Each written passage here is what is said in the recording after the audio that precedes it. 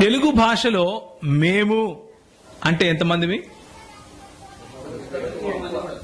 అదే విధంగా ఏఖాద్ అంటే ఒకరైనా రావచ్చు, ఎక్కువ మంది అయినా రావచ్చు అని చెప్పడానికి కూడా లేదు. ఎందుకు తెలుసా?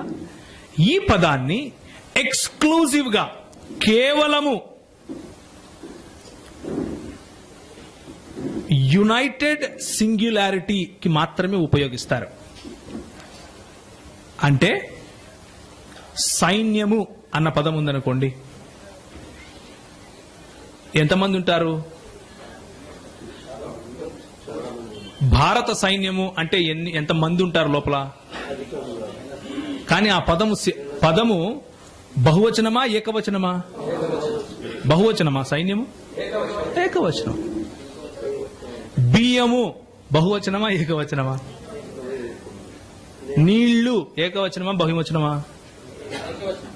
అలాంటిదే ఇది. ఈ పదము అలాంటిదే. షమా ఇస్రాయిల్ యాహ్వే ఎలోహిను యాహ్వే ఏఖాద్ అన్నప్పుడు ఏఖాద్ అన్న పదము బహువచనములతో కూడిన ఏకవచనముగా దానిని మనము అర్థం చేసుకోవాలి. ఇదే మాటను ఆదికాండము 2వ అధ్యాయము 24వ వచనంలో కూడా వాడారు.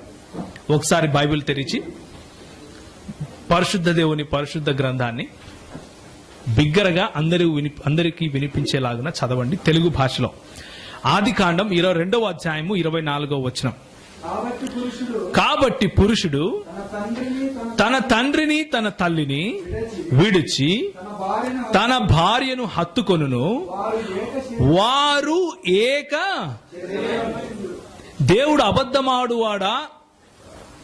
ఏక శరీరులు అంటే ఎన్ని శరీరాలు ఉన్నాయి ఇక్కడ? నిజానికి ఒకటున్నాయా రెండున్నాయా? Are you sure? రెండున్నాయా?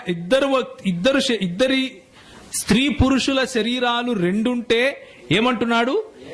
ఏక శరీరము అంటున్నాడు. ఇక్కడ వాడిన పదము కూడా ఏఖాద్.